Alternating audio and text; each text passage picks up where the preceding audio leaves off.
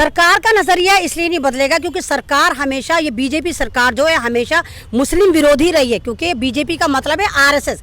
ये आरएसएस की हुकूमत चली है और ये तो बहुत बड़े ड्रामेबाज हैं। अगर आप देखो, जब वो एक आरएसएस वाले ने बुलंदशहर में मारा था, लेकिन इन्होंने 5 अगस्त इसलिए चुना क्योंकि 5 अगस्त को इन्होंने कश्मीर को बर्बाद करा था पिछले साल।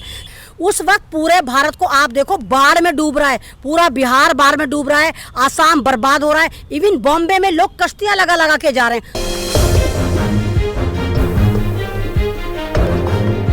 ये तो बहुत बड़े ड्रामेबाज हैं। अगर आप देखो, जब वो एक आरएसएस वाले ने बुलंदशहर में मारा था इंस्पेक्टर को, सिबोस साहब को, तो उसको 1 करोड़ दिए थे इन्होंने। मतलब जो आतंकवाद होगा, आतंकवाद मचाएगा, उसको तो करोड़ों करोड़ों देंगे। और ये 2 लाख भी कह रहे हैं। भाई ये 2 लाख क्या, फूटी कौड़ी नहीं देने के, क्योंकि पुलवामा अटैक जो हुआ था, जितने फौजी शहीद हुए थे, मरे थे, उनको चवन्नी नहीं दी आज तक भी। तो ये भी पेपरों में 2 लाख दिए। इनके नज़र में जान की और माल की कोई कीमत नहीं है। 2 लाख भी अनाउंसमेंट हुआ है, चवन्नी फूटी कौड़ी नहीं मिलेगी। बिल्कुल आप सही करिए, लेकिन प्रधानमंत्री नरेंद्र मोदी ने जो वहाँ के प्रधानमंत्री हैं, मतलब जो वहाँ के सीएम हैं, माफ़ कीजिएगा, जो सीएम है वहाँ के, उनसे भी बात की थी कि मैं पूरी सुविधा, मतलब जो मुझसे हो सकेगा पूरी मैं मुहैया कराऊंगा। लेकिन यहाँ पर अभी तक किसी तरह की सुविधा मिलती नज़र नहीं आई है। सिर्फ ये, आपको नहीं लगता कि 2 लाख का वादा भी महज एक वादा ही रह जाएगा? 2 लाख का वादा भी एक जुमला होगा। जिस तरह 15 लाख आएंगे, डिजिटल भारत बनेगा, विश्व गुरु बनेंगे, बिल्कुल इसी तरह होगा। क्योंकि आप देखो, जब ये राम मंदिर का शिलान्यास कर रहे थे, सारे धर्म गुरु चिल्लम चिल्ला कर रहे थे कि अशुभ मुहूर्त में हो रहा है।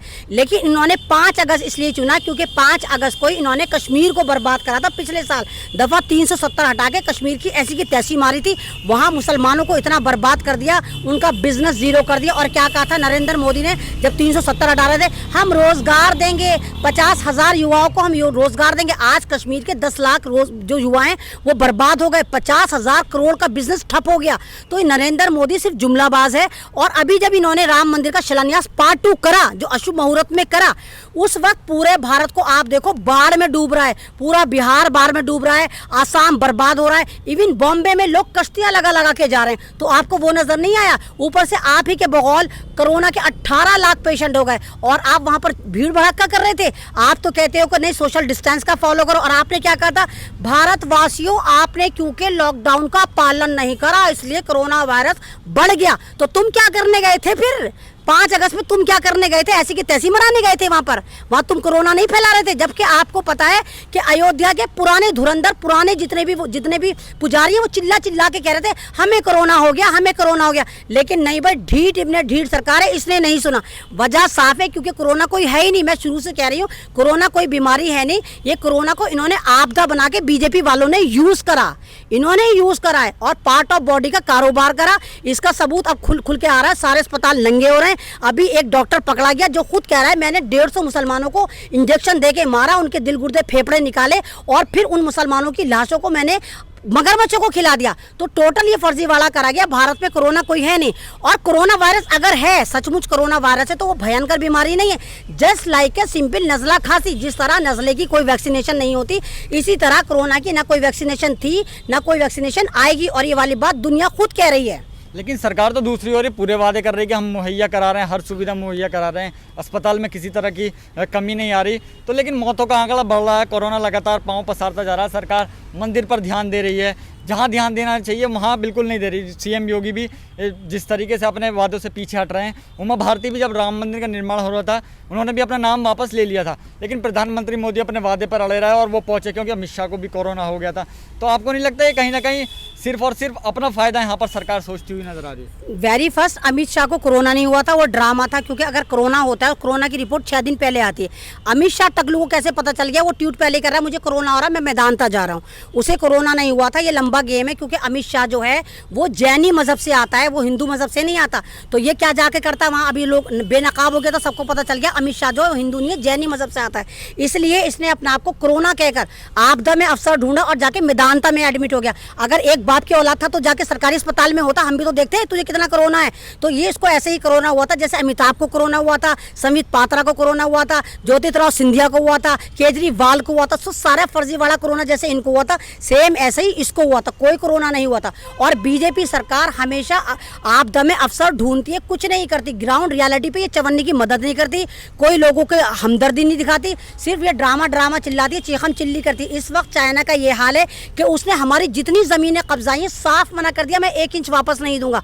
और वो हमारे नरेंद्र मोदी की वीडियो दिखा रहा है कि नरेंद्र मोदी ने खुद कहा था 19 जुलाई को कि ना कोई घुसा है ना कोई घुसेगा, सॉरी 19 जून को, जबकि हमारे 20 फौजी शहीद हो गए थे। तो ये तो ड्रामा है सिर्फ चाइना की तरफ से आपका दिमाग हटाने के लिए। ये रोजाना भारत के अंदर कोई ना कोई ऐसा इतिहास रच देते हैं कि भारतीय पब्लिक उस इतिहास की तरफ लग जाए, उस हादसे की तरफ लग जाए और हमारा दिमाग सरहद की तरफ से हट जाए। बिल्कुल। अब आखिरी और महत्वपूर्ण सवाल, जिस तरीके से आप कश्मीर का मुद्दा लगातार गर्माता जा रहा है, 1 साल कश्मीर को बंद हुए, 1 साल से ज़्यादा बंद हो गया, तो लेकिन अभी वहीं यूपीएससी में नादिया बेग ने 350वीं रैंक पाई है यूपीएससी में। तो आपको नहीं लगता कि सरकार का कम से कम अब तो कुछ नज़रिया बदलना चाहिए? सरकार का नजरिया इसलिए नहीं बदलेगा क्योंकि सरकार हमेशा, ये बीजेपी सरकार जो है हमेशा मुस्लिम विरोधी रही है, क्योंकि बीजेपी का मतलब है आरएसएस। ये आरएसएस की हुकूमत चली है और आरएसएस की सोच है कि मुसलमानों को चुन चुन के मारो, दलितों को तो ये वैसे ही मार देते, दलितों की तो कोई औकात है नहीं, मात्र कुत्ता समझते हैं दलितों को। तो अब ये चाहते हैं कि मुसलमानों को भी दलितों की रैंक में ला के रखा जाए, उन्हें मारा जाए। यही वजह है कि इन्होंने कश्मीर की ऐसी की तैसी मारी, क्योंकि कश्मीर जो है हिंदुस्तान की एक वाहिद स्टेट ऐसी है जहाँ पर सबसे ज़्यादा एजुकेटेड मुसलमान है, जहाँ पर सबसे ज्यादा अमीर मुसलमान है, जो भारत की जन्नत थी।